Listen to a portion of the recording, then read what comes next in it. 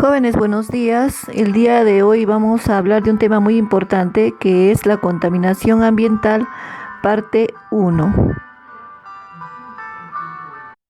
Como sabemos, la Tierra es el planeta en el que vivimos. En ella, los animales, las plantas y los hombres se han desarrollado en el tiempo de una manera armoniosa y en equilibrio.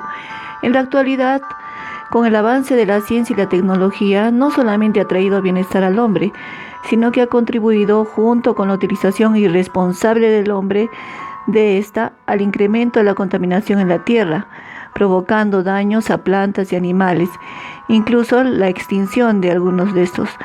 Este capítulo te va a permitir conocer los tipos de contaminación, sus efectos en la naturaleza y lo que podemos hacer para contribuir en la no contaminación de nuestro planeta. Bueno, la contaminación ambiental es la presencia de sustancias extrañas en el medio ambiente, afectando el aire, el agua o el suelo, así como a las plantas, animales y personas que lo habitan. Entre estas sustancias contaminantes producidas generalmente por la misma actividad humana tenemos primero, el monóxido de carbono. Como todos sabemos, tanto el monóxido como el dióxido de carbono son gases que se producen cuando se queman sustancias como la madera, el gas, la gasolina, la combustión de la gasolina, el tabaco. Ahora, en cuanto al dióxido de azufre, también es un gas que se origina por combustión de carburantes fósiles, como por ejemplo el petróleo, los combustibles sólidos, sobre todo en procesos industriales de alta temperatura. También podemos encontrar el dióxido de azufre como una fuente natural en los gases de los volcanes. También aquí les vamos a hablar acerca del mercurio y del plomo.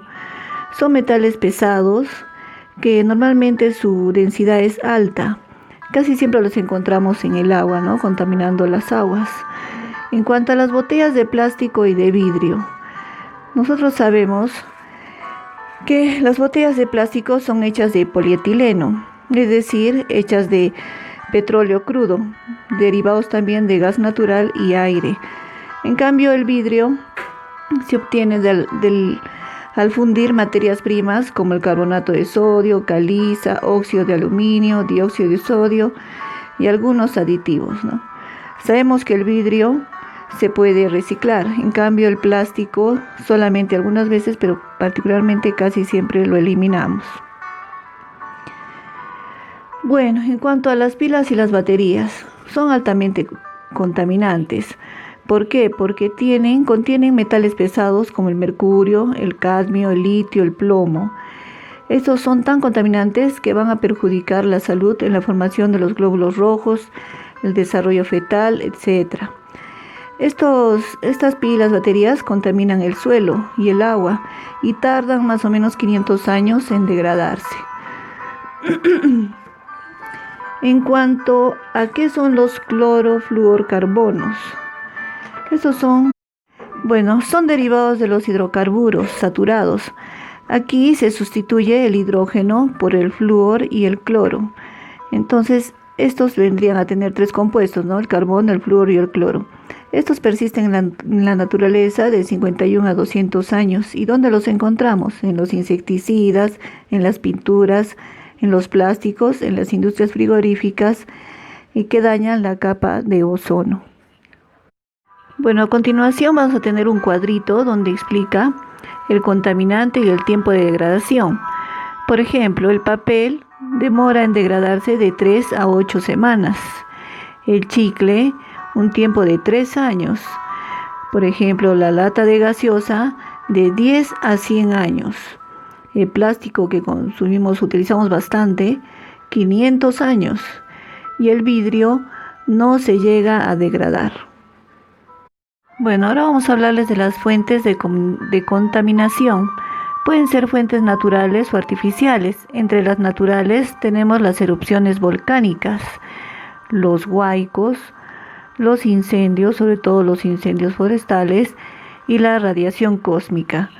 ¿Qué es la radiación cósmica? Son rayos cósmicos, son grandes erupciones solares de alta energía que llegan a la atmósfera terrestre, interactúan con átomos de esta y liberan electrones generando nuevas partículas que también son contaminantes. En las fuentes artificiales tenemos a las industrias minera, química, metalúrgica, del petróleo, las basuras como los desechos biológicos, los desechos químicos, también los vehículos, los barcos,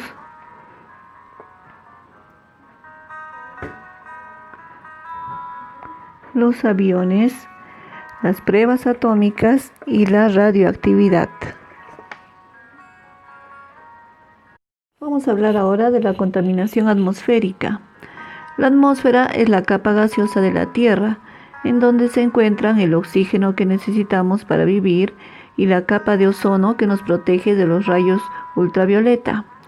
La contaminación atmosférica es la presencia en el aire de agentes químicos o físicos que provocan daños en los seres vivos. Principales contaminantes de la atmósfera. Contaminante: clorofluorocarbonos. Principales efectos son destrucción de la capa de ozono. Dióxido de carbono, efecto invernadero. Dióxido de azufre, SO2, Lluvia ácida, daño en pulmones, irritación de ojos, piel, asma, ahogo y fatiga. Óxidos de nitrógeno. Principales efectos son la lluvia ácida, daño en los pulmones, irritación en los ojos. El plomo. Su principal efecto, alteraciones en el sistema nervioso central. El monóxido de carbono. Va a disminuir la capacidad de la sangre para transportar oxígeno, produciendo náuseas, dolor de cabeza y hasta la muerte. El cadmio. Va a producir enfermedades cardíacas, daños en el hígado y los riñones. Y los hidrocarburos, que van a producir enfermedades cancerígenas. Consecuencias de la contaminación atmosférica. Primero vamos a hablar de la lluvia ácida.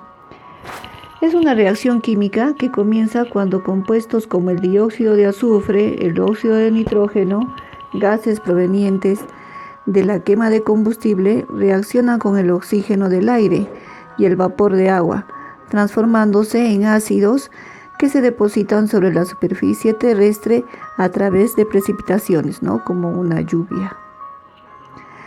Bueno, ahora hablaremos sobre el efecto invernadero. La Tierra tiene un manto protector de gases de efecto invernadero que se extiende a su alrededor. Este manto retiene el calor procedente del Sol. Hace que la Tierra permanezca con una temperatura óptima, pero con la acumulación de los gases de la contaminación, esa cantidad de energía se queda en la Tierra, causando posteriormente el calentamiento global. Y hablando ahora de la destrucción de la capa de ozono, la destrucción de la capa de ozono es la disminución de la cantidad de ozono de la estratosfera terrestre. Se produce principalmente por la liberación de cloro y bromo y gases como el CFC, que ya hemos hablado, disolventes, refrigerantes, propelentes, etc., que son los que van a destruir el ozono. Ahora hablaremos de la contaminación del agua. Como saben, el agua es un líquido muy importante para la existencia del hombre y de los seres vivos. Gran parte de la masa de los organismos es agua. El 70% del peso de una persona es agua. Es la fuente de oxígeno en el aire, así como solvente de muchas sustancias. Además, muchos organismos viven en el mar, ríos o lagos, permitiendo su sobrevivencia y evolución en el planeta. La contaminación del agua es la inclusión al agua de sustancias extrañas como productos químicos o aguas residuales, deteriorando la calidad del agua. Bueno, ¿cuáles son los contaminantes del agua? Bueno, aquí tenemos desechos calientes por las centrales termoeléctricas que producen la muerte de los peces. También las aguas hervidas, que son desechos domésticos, Desechos fecales, detergentes, limpiadores, nitratos, Relaves mineros, son los desechos mineros que son vertidos a los ríos o a los lagos. Estos desechos contienen mercurio, plomo, etcétera, que son ingeridos por los peces y llegan al hombre al consumir los peces, ¿no? Derrame de petróleo provoca no solo la muerte de los peces, sino también de aves como los pelícanos, focas, lobos de mar, etcétera. Finalmente hablaremos de la contaminación del suelo. El suelo es la parte sólida de la tierra, permite el desarrollo de la agricultura y el desarrollo de los grandes bosques, fuente de oxígeno para los animales y para las personas. El suelo se contamina cuando se vierten en él insecticidas, metales, plásticos, desechos sólidos como basura, desechos industriales que contienen metales pesados, ácidos y solventes. Bueno, alumnos, ya hemos terminado la lección del día y no te vas a olvidar de resolver tu cuestionario.